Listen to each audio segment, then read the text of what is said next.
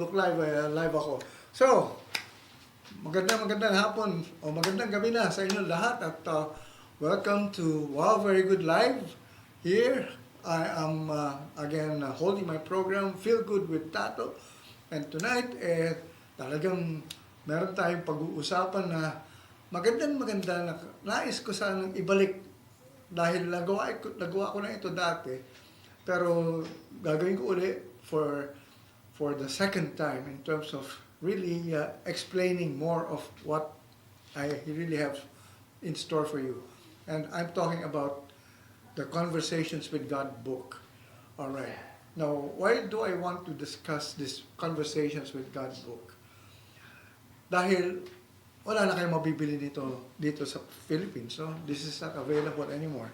So, all right. So, baka siguro nagtataka, no? I'm not wearing any coat anymore. I'm wearing my just plain t-shirt. And here's my logo of Kamalayan. I am Kamalayan Movement. So, you will see me more of in this kind of an outfit in the next episode. So, ayoko na masyado maging formal. So, yan na ang aking mga pagbabago na makikita nyo dito sa ating programa Feel Good with Tato. Now, the thing here is, aside from this, you will now see me more of standing. Hindi na ako nakaupo. Dati, nakatulad dati sa ating ginawa in past episodes na kung saan ako ay palaging, seated, no? In front of you. Now, why am I standing up? Because later on, I will have a board here, and a whiteboard at the back, and I will write a lot of things while lecturing. Because, as I've said, I am going to actually start a course called Conversations with God here in Feel Good with Tato. It's not exactly the whole program, no? So, kumbaga, parang a portion of it, I will address that kind of a need. Kasi I feel we have to really learn much from this fantastic book, no? This particular book, Conversations with God by Neale Donald Walsch, actually changed my life. So, without further ado, ang tanong ko sa inyo ngayon, do you know how to talk to God? Mapagmamalaki ba ninyo na masasabi ba ninyo na kinakausap ako ng Diyos? Baka naman mawirduhan yung mga kaibigan nyo. Kasi kadalasan, pag ito yung pag nadidinig ng mga tao na sinasabi ng iba na, I had a discussion, or I had this conversation with God, or God told me to do this, or God said that I have to be able to make this happen. Sasabihin nila, sira ulo nito siguro. No? Pero yun na nga, sira ba ang ulo natin pag sinasabi natin na we are able to talk to God? Di ba somehow, that is expected of us and expected of God to talk to us. Ang tanong nga dyan nila sino ka para kausapin ng Diyos? Yan ang isa pang pagkakamali. Many of us think that God selects only some people, special people, who would actually be given messages or instructions. Kumbaga parang sila lang ang katangi-tanging mga tao na pwedeng makatanggap ng mga mensahe mula sa Diyos. Ganun ba talaga ang Diyos? Sa totoo lang, sa nangyari sa buhay ko, that was the first thing that I asked many of my friends who were in the religious, no, in terms of being priests, no, mga pare kong kaibigan. Tinatanong ko sa kanila, kayo ba nakakausap niyo ng Diyos na on a one-on-one basis? Sabi nila, well, of course, God talks to us in mysterious ways. Ano na mysterious naman dun? So, eto lang ngayon. Umpisahan na natin. Alright, so, with that, I'd like to now go to this first concept or first thing that you will read in the book Conversations with God, book 1. Kasi nga, ang sinabi ni Neil Donald Walsh, he had a conversation with God. So basically, what happened there was, he wrote down everything that God said to him, and it became a book. But how it was done, eto na yan. So, the first thing he asked was, do you really talk to everyone? Or you just select people? Or somehow parang meron ka lang parang nagpaparamdam ka lang na kung saan ay binibigyan mo ng halaga ang isang bagay na kung saan ay ito ay nagiging parang milagro o whatever. So, ito ngayon ang sabi ni God kay Neil Donald Walsh. This is what Neil wrote down in his book, Conversations with God. Ang sabi ni God, I talk to everyone all the time. Yan. I talk to everyone all the time. Ang sabi, the question is not the question is not to whom do I talk to, but who listens. Yan. The question is not who do I talk to, but who listens. Yan ang sinabi ni God kay Neil. So, ang ibig sabihin, God talks to us all the time. But do we really listen to what He actually says to us? Or, when we have a conversation, do we actually do the talking more often than God? Kasi kadalasan, kung kunyari ikaw ay madaldal at yung isang tao kausap mo ay tahimik, ikaw lang ang nagdo-dominate ng conversation. So dito rin, how do you talk to someone na hindi mo kaharap in terms of a physical person, no? Na kung saan ay wala ka rin na nadidinig na boses talaga. So when you talk to that particular being, how do you respond? What do you hear? Yan ang nangyayaring kadalasan sa atin when we say we talk to God. How do we know that we are talking to God? And how would we know that it is really God telling us something? So, ayan ang pag-uusapan natin in this whole series of Conversations with God course. No? It's a study group wherein I will lead you in terms of how God really explained Himself. And ang maganda rito is, alright, ang maganda rito is, wow, you will see a different God that you never really got to meet or experience or read in the Bible. Alright. Ano ibig sabihin yan? You will not really find Him here na kung saan ay para bang yung description ng ating Diyos sa Bible nasa langit, nasa taas, at para bang nagbibigay lang ng orders, no? Ng mga bagay na kailangan sundin. Dito, He actually explained a lot about the present issues ng ating mundo, ng ating buhay. And so, we will discuss all these things na isa-isa yan, no? Pero, yun na nga, we have to now understand that God talks to us every time. And, para bang, the moment we want to have a conversation, God always says something to us. The thing here is, ano ang nadidinig natin? Ano naintindihan natin sa sagot niya? Okay, now, I take you to the second concept of Conversations with God. Feeling is the language of the soul. Alright? Feeling is the language of the soul. Ano ibig sabihin niya? Pag sinabing feeling is the language of the soul,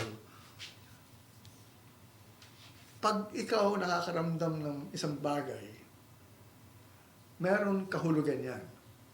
Kung ang nararamdaman mo hindi maganda, parang it's a warning. Pag nararamdaman mo naman ay masarap, maginhawa, at masaya, iba naman ang pakiramdam doon, o iba na naman ang mensahe nun.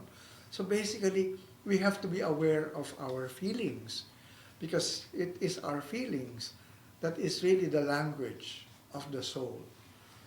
So, more than words, it's the feeling. Yan. So kung ito ay isang feeling, nothing more than feeling. trying trying to forget my feelings of love. Napakatatlo. But anyway, feeling is really the very essence of how God talks to us in terms of, in conversation, no? So what do you feel while having that conversation? Yan ang isang bagay na kailangan natin maintindihan. So ano yung dapat natin maramdaman? Matatakot? Kasi, ayun na nga, sa pamaling concept ng God is, we fear God. So basically, pag natakot ka, anong nangyayari is negative ang feeling mo. So, is that how you should respond to a conversation with God? I don't think so. So, yan ang isang bagay na kailangan natin malaman. So, before I actually go ahead with what I'm saying or doing here, I'd like to say hi to some people who are watching, and Avon Rosales is watching. And ito, mga si Nico Guerrero and John Rivera Cabana. Okay, Cabana. Alam mo na, hindi ko mabasa, masyado maliit ang aking mga nababasa rito. Bernardo Benedicto is watching also. Ver Morales. Alright, so tuloy-tuloy tayo. And somehow parang gusto kong makita ninyo na itong Conversations with God book is so fantastic talaga na kung saan ay makikita nyo ang kakaibang Diyos na naka-display na natin. Totally, it's a different God that we are going to meet here in this particular book and in this particular course, no? In Conversations with God. So, to continue, what is really important when it comes to feeling? Ano ang mga klaseng pakiramdam na ating nararamdaman?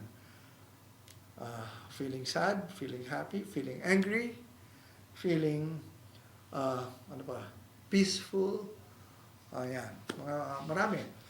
Ang tanong nga dyan is, ano ang difference ng feeling and emotion?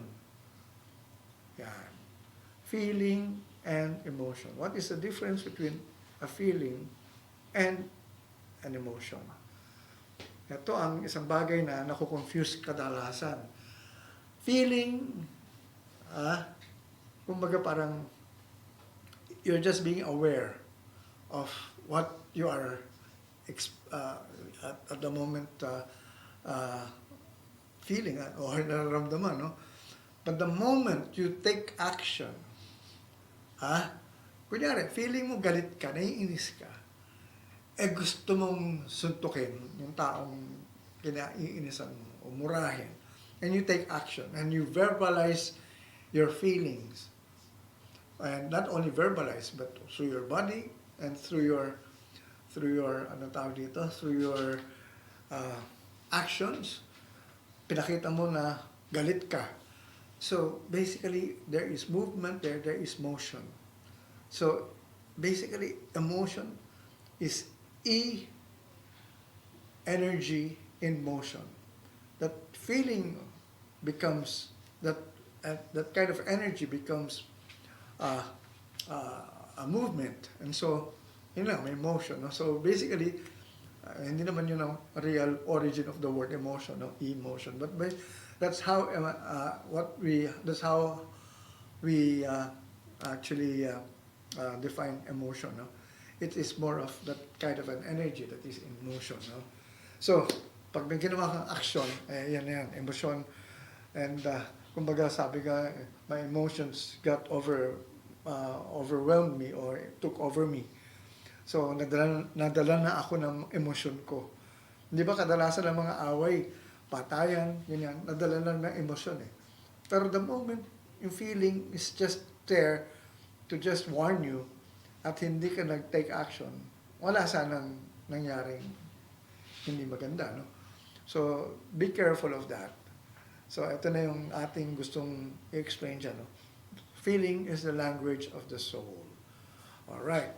So, okay, so let's go now to another concept.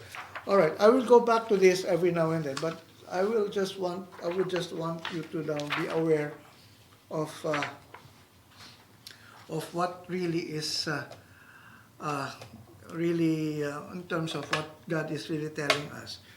Kasi nga, sabi nga, how would I know that what I am hearing is from God or what I am feeling is from God? Kasi kadalasan sasabihin natin na baka ako lang yan o baka naman may masamang espiritu na nagpo-possess sa akin. No? So, ano ang sagot ni God dyan? Kasi that was the same question Neil Donald Walsh asked God during that time when he was having that conversation. And sabi nga niya is, mine is always the highest thought, your clearest word, and your grandest feeling. All right. Your highest thought, your clearest word, and your grandest feeling. Hindi ito yung common. Hindi ito yung ordinaryo. Hindi ito yung sasabihin natin na wala lang. Okay lang. Hindi. It is always your highest thought. Ano ba ang pag sinabi highest thought? Pag sinabi mo mag-isip ka ng mga magaganda, isipin mo na yung talagang magaganda, hindi yung masyadong simple. Kasi kadalasan tayo pag pinaisip ng ano ba gusto mo? Ay, bahala ka na. Hindi mo masyado pang alam kung ano yung gusto mo. But if you are able to define your highest thought, talagang makikita mo, ito yung pinakagustong gusto ko. Ayan. Yung sa akin ito yung the best. Yan. So, that is how you describe your highest thought. So, if that is how you feel about something, that is from God. Yan ang sabi ni God. Mine is always your highest thought, your clearest word, eksakto. Kung ano yung talagang dinedefine mo, yun. Eksaktong salita na kailangan masabi mo or mabasa mo, whatever, or maisip mo. And your grandest feeling. Grandest feeling. Ang sarap ng grandest feeling, di ba? Alam ba ninyo ang feeling na talagang pagsasabing grandest? Yung talagang napakasaya mo. Sobra.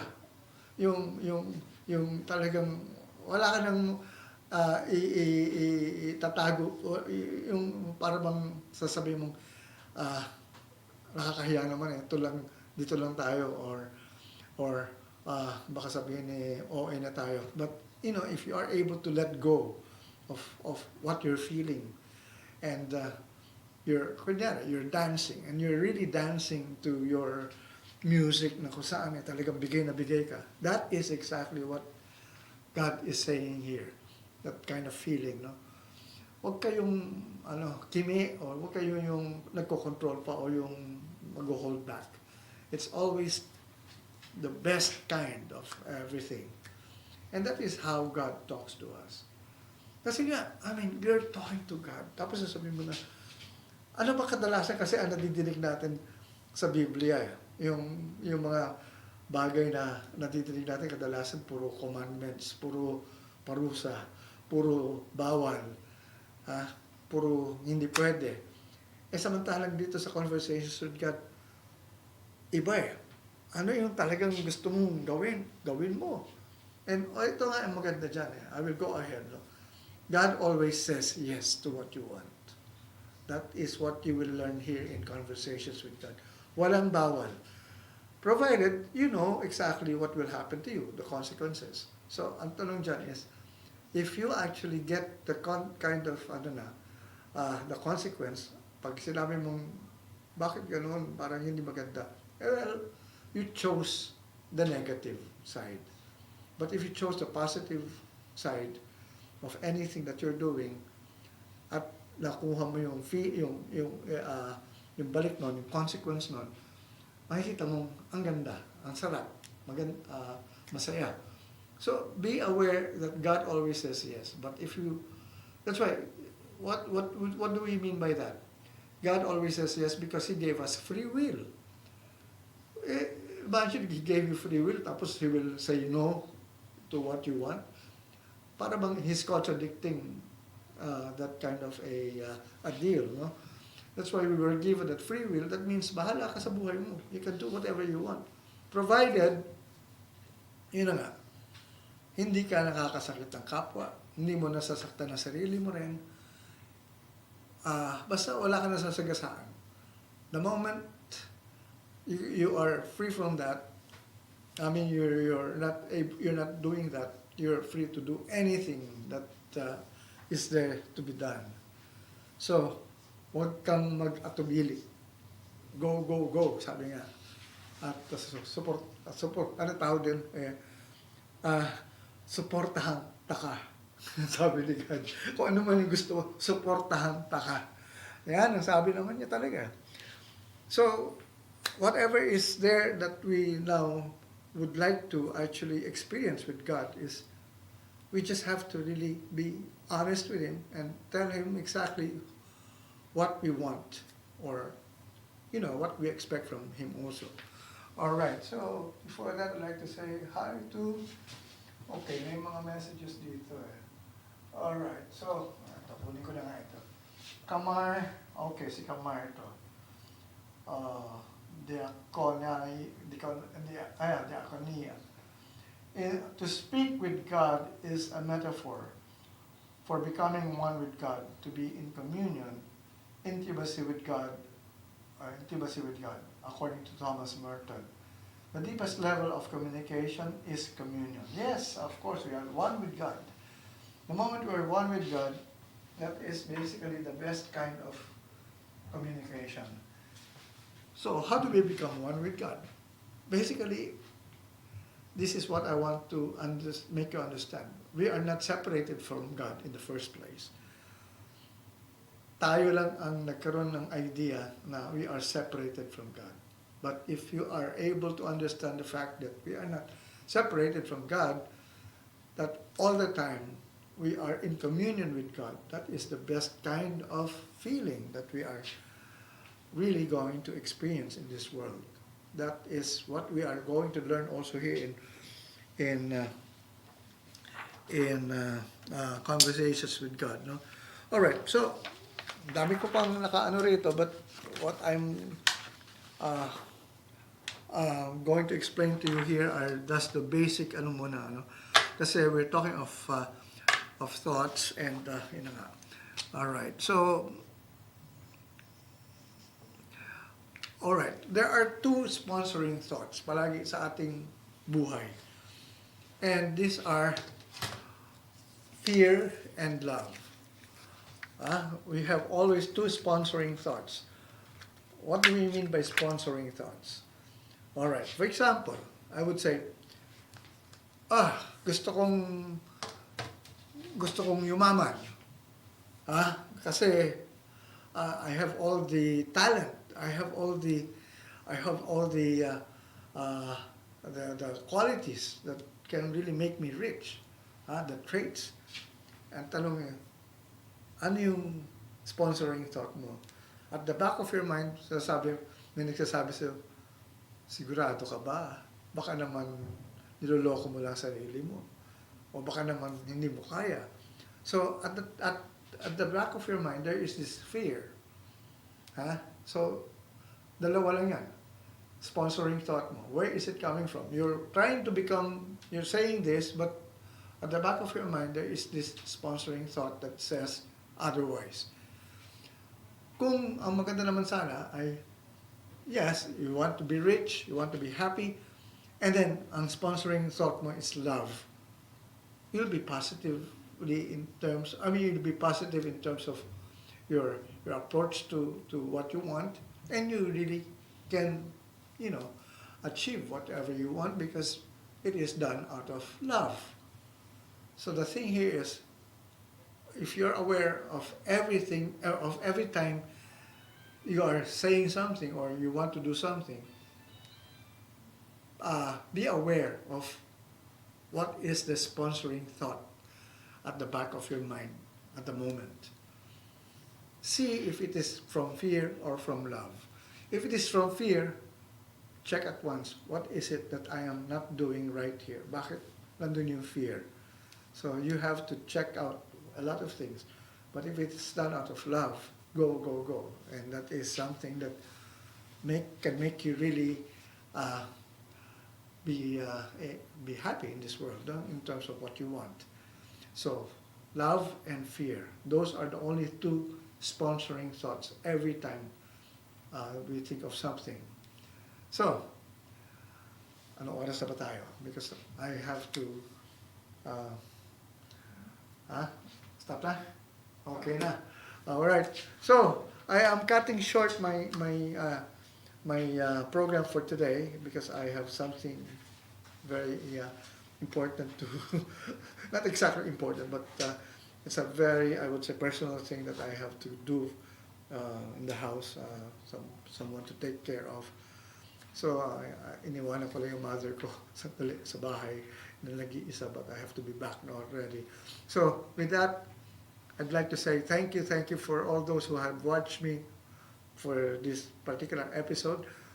I will continue these conversations with God next week. Marami pa tayong pag-usapan. We have 3 books basically. So, ang ganda nitong librong ito. Sayang. But ito ang tip ko sa inyo. It's available for free. But if you want to buy it in Amazon, you can buy it. But if not, there are audiobooks that are available in YouTube. I-click nyo Conversations with God audiobook. And you can listen to the book, to chapters, all the chapters in YouTube, no?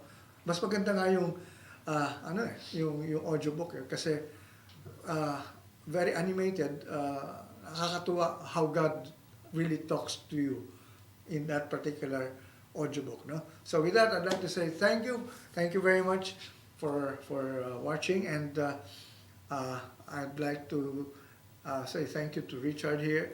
And of course, antabayanin niyo mga program nila Reg Tan and Dream Sensei Lucito. So with that, I'd like to say, magandang kamalayan sa inyong lahat. Feel good always, no? So this is Tato Malay saying, magandang kamalayan sa inyong lahat.